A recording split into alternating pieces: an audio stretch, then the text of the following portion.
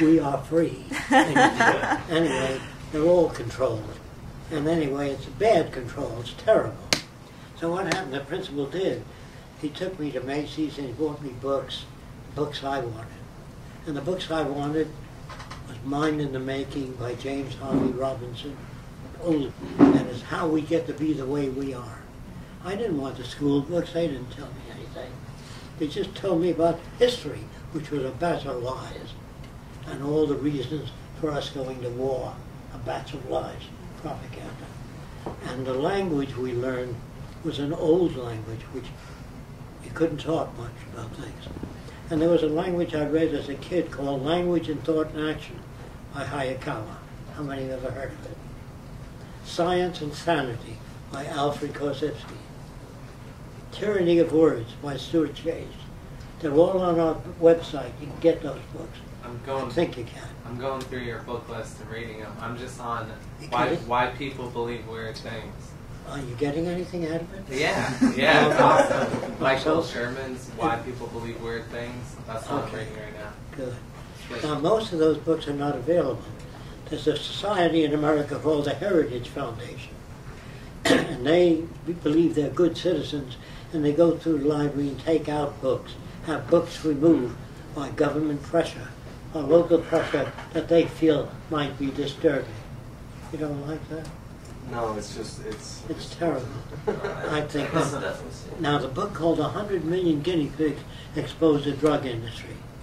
And the public, it was a bestseller in America years ago, and the public demanded that we build an organization in Washington called the Pure Food and Drug Administration. They will investigate all drugs to make sure they're okay. Now it's peopled by the people of the drug industry. Do you understand that? That always happens. Okay? Now the Air Force or the Pentagon in Washington, they say they're there to prevent our country from being attacked. They're there to defend our country. Well, we gave them radar and everything in Hawaii, and the soldiers detected the enemy planes coming over. The GIs with their radar.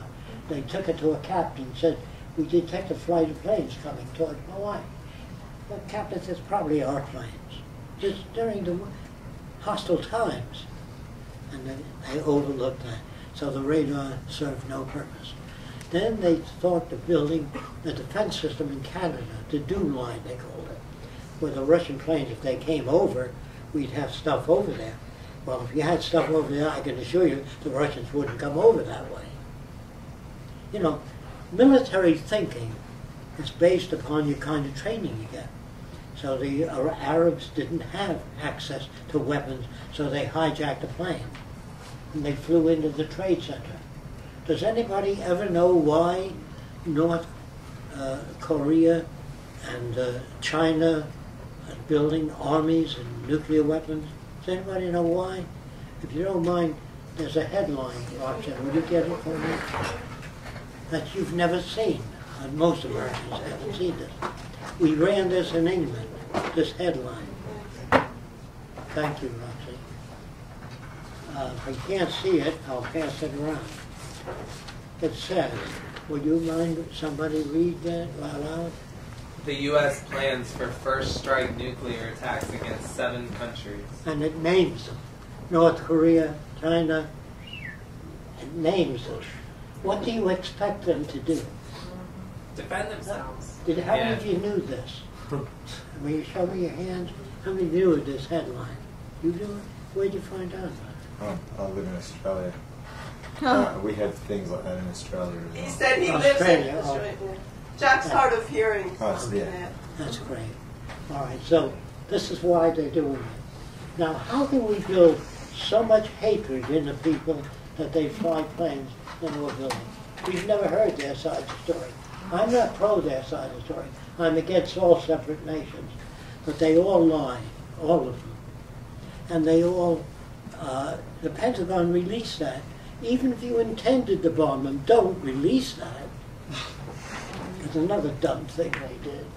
So everything that happens, there's a book called The Secrets of Pearl Harbor.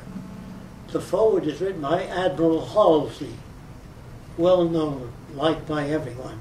how we got the Japanese to attack Pearl Harbor. That's what that book's about. I can't even find it. You might find it on the internet. The internet is the last straw. It's the greatest liberator of human beings ever invented.